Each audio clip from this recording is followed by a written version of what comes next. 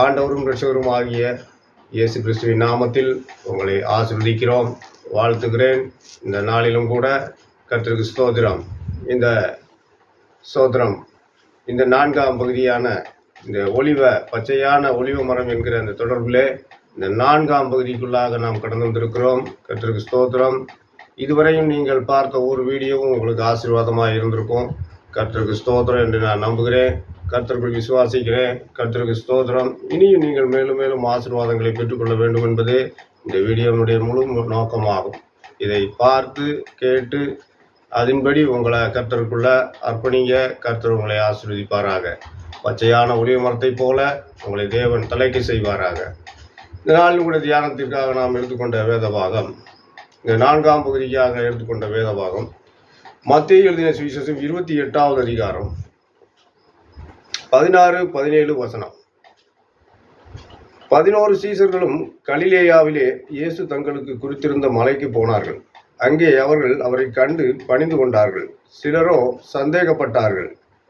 அப்பொழுது இயேசு சமீபத்தில் வந்து அவர்களை நோக்கி, வானத்திலும் பூமியிலும் சகல அதிகாரமும் எனக்கு கொடுக்கப்பட்டிருக்கிறது. ஆகையால் நீங்கள் புறப்பட்டு போய் சகல ஜாதிகளையும் சீசராக்கி பிதாகுமாரன் பரிசுத்த ஆவியின் நாமத்திலே அவர்களுக்கு ஞானஸ்நானம் கொடுத்து, நான் உங்களுக்கு கட்டளையிட்ட யாவையும் அவர்கள் கை கொள்ளும்படி அவர்களுக்கு உபதேசம் பண்ணுங்கள். இதோ உலகத்தின் முடிவு பரியந்தம் சகல நாட்களிலும் நான் உங்களுடனே கூட இருக்கிறேன் என்றார். கர்த்தருக்கு ஸ்தோத்திரம். இந்த நாளும் கூட அருமையான தேவஜனமே ஸ்தோத்திரம். இந்த நாட்களில் நாம் அந்த ஒலிவ மாலையில மரத்தை குறித்தும் அதனுடைய பயன்பாடுகளை குறித்து பார்த்தோம்.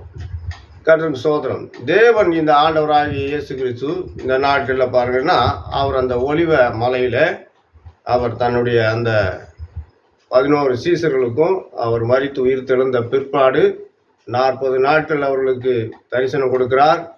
அந்த ஸ்தோத்திரம் அந்த 40வது நாளிலே அந்த அவர் உயரத்தில் பரலோகத்திற்கு எடுத்துக்கொள்ளப்படுகின்ற அந்த வேளையிலே கர்த்தருக்கு ஸ்தோத்திரம் அவர் ஒரு 500க்கு அதிகமான சகோதரருக்கு அவர் ஒருமித்து காட்சி கொடுக்கிறார் என்று சொல்லி கொரிந்தியர்லே நிருபத்திலே புனித பவுல் அவர்கள் சொல்லி எழுதி வைத்திருக்கிறார்கள். கர்த்தருக்கு ஸ்தோத்திரம். அதே போலதான் இந்த இடத்துல அவர்கள் ஒரு 500க்கு அதிகமான பேர்கள் என்று சொல்லப்பட்டிருக்கிறது. கர்த்தருக்கு ஸ்தோத்திரம். 500 பேர் என்று சரியான எண்ணிக்கை அல்ல, 500க்கு அதிகமான பேர் என்று சொல்லப்பட்டிருக்கிறது. கர்த்தருக்கு ஸ்தோத்திரம். இந்த 500க்கு அதிகமான பேர்கள் அந்த ஒலிவ மலையிலே தாங்கள் குறித்திருந்த அந்த மலைக்கு அந்த 11 சீசர்களும் மற்ற பிற அந்த சீசர்களும் அந்த 500க்கு அதிகமான சீசர்களும் அங்கே கடந்து போய் அந்த ஒலிவ மலை என்கிற அந்த மலையிலே அவர்கள் கர்த்தருக்கு ஸ்தோத்திரம் அவர் தேவனை ஆண்டவரை தரிசிக்கிறார்கள். அப்பொழுதுதான் அவர் அந்த இடத்துல பாருங்க, இஸ்ரேல்ல நிறைய மலைகள் இருந்துச்சு. ஆனா அவர் அந்த ஒலிவ மலையை தான் தேவன் தெரிந்து கொண்டார். ஏன்னு கேட்டீங்கன்னா, ஒலிவ மரம் என்பது நான் முந்தின வீடியோக்களில் பார்த்த மாதிரி அது அதிகமான பயன் உள்ளது. அபிஷேக தைலத்துக்காக, எண்ணெய் தயாரிப்பதற்காகவும், மருந்துகளுக்காக பயன்படுத்துவதற்காகவும் அந்த ஒலிவ எண்ணெய் என்பது மிக பயன்பாட்டுக்குரியதாக இருந்ததுனால கர்த்தருக்கு ஸ்தோத்திரம் அந்த ஆண்டவர் அந்த ஒலிவ மலையையும் அந்த ஒலிவ மரத்தையும் நமக்கு விசுவாசிகளுக்கு ஒப்பிட்டு பேசுகிறார். கர்த்தருக்கு ஸ்தோத்திரம். அந்த ஒலிவ மலையில அவர் இருக்கும் பொழுது அங்கே இருந்து அவர் உயிரை எடுத்துக்கொள்ளப்படுகிறார். கர்த்தருக்கு ஸ்தோத்திரம். அப்போ அவர்கள் கண்டு பணிந்து கொண்டார்கள். அப்போ ஆண்டவர் அவங்க பக்கத்துக்கு வந்துட்டார். பக்கத்துக்கு வந்து என்ன சொல்றாருன்னா, நீங்கள் ஆகையால் அப்பொழுது சமீபத்தில் வந்து அவர்களை நோக்கி, வானத்திலும் பூமியிலும் சகல அதிகாரமும் எனக்கு கொடுக்கப்பட்டிருக்கிறது. ஆகையால் நீங்கள் புறப்பட்டு போய் சகல ஜாதிகளையும் சீசராக்கி பிதாகுமாரன் பரிசுத்த ஆவியின் நாமத்திலே அவர்கள் ஞானஸ்நானம் கொடுத்து, நான் உங்களுக்கு கட்டளையிட்ட யாவையும் அவர்கள் கை கொள்ளும்படிக்கு அவர்களுக்கு உபதேசம் பண்ணுங்கள். எனக்கு அருமையான தேவஜனமே, இந்த நாளில் கேட்டுக்கொண்டிருக்கிற பிள்ளைகளே, இந்த இடத்துல வந்து பார்த்தீங்கன்னா பிரதான கட்டளை ஸ்தோத்திரம் நமக்கு சீசர்களுக்கு அவர் கொடுத்த பிரதான கட்டளை கொடுத்த அந்த இடம் அந்த ஒலிவ மலை, அந்த ஒலிவ தோப்புகள், இந்த ஒலிவ மரங்கள் நிறைய பயிர் செய்யப்பட்ட அந்த ஒலிவ மலையில அவர் தனக்கு ஒரு பிரதான கட்டளையை கொடுக்குறாரு. நீங்க புறப்பட்டு போய் சகல ஜாதிகளை சீசராக்குங்க. ஸ்தோத்திரம். கர்த்தருக்கு ஸ்தோத்திரம். சகல அதிகாரம் எனக்கு கொடுக்கப்பட்டிருக்கிறார். வானத்திலையும் பூமியிலையும் எனக்கு சகல அதிகாரம் கொடுக்கப்பட்டிருக்கு. அதனால நீங்க என்ன செய்ய வேண்டியதில்லை, பயப்பட வேண்டாம். நீங்க புறப்பட்டு போய் சகல ஜாதிகளை சீசராக்குங்க. ஸ்தோத்திரம்.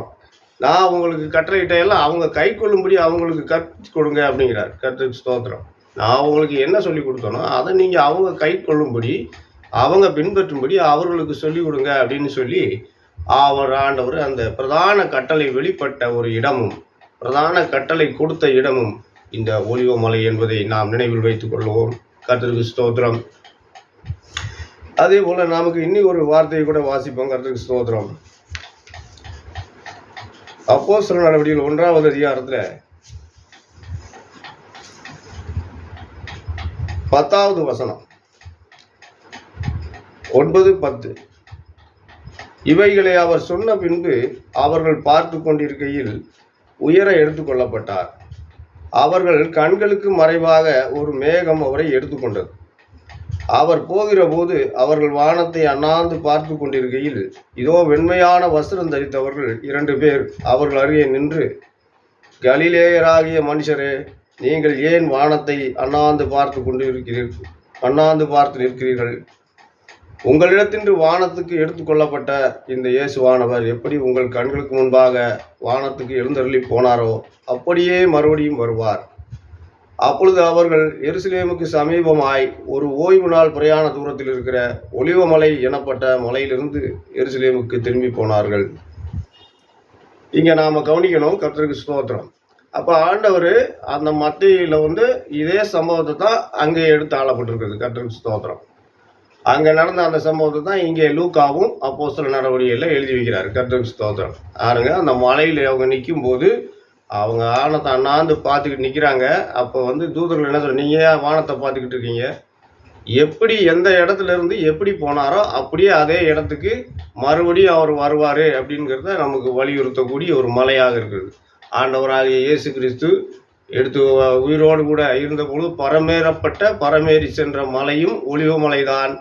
அவர் மறுபடியும் இந்த இடத்துக்கு வருவார் என்று சொல்லி நமக்கு இங்கே வலியுறுத்தப்பட்டிருக்கு. கர்த்தருக்கு ஸ்தோத்திரம். இதே போல கர்த்தருக்கு ஸ்தோத்திரம். சகரியாவின் புஸ்தகத்துல நமக்கு ஒரு சில வசனத்தை பார்ப்போம். 14வது அதிகாரத்துல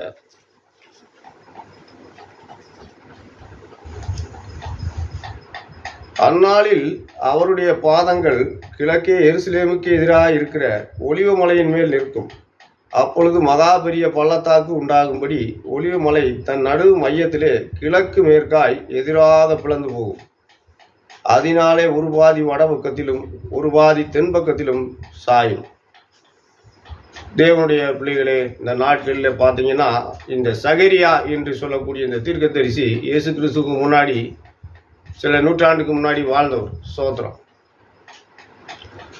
அவர் என்ன சொல்றாரு அப்படின்னு கேட்டீங்கன்னா, இங்கே அவர் இயேசு கிறிஸ்துடைய வருகையை பகிரங்கமாக அவருடைய வருகையை பற்றி அவர் எழுதி வச்சிருக்கிறார். எங்கே வருவார்னு கேட்டீங்கன்னா, அந்நாள் அவருடைய பாதங்கள், யாருடைய பாதங்கள்? இயேசுடைய பாதங்கள் எருசலேமுக்கு எதிரே இருக்கிற கிழக்கே எருசலேமுக்கு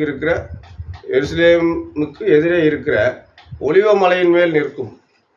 பாருங்க, ஆண்டவராய் இயேசு கிறிஸ்து எந்த இடத்துல இருந்து பரமேறி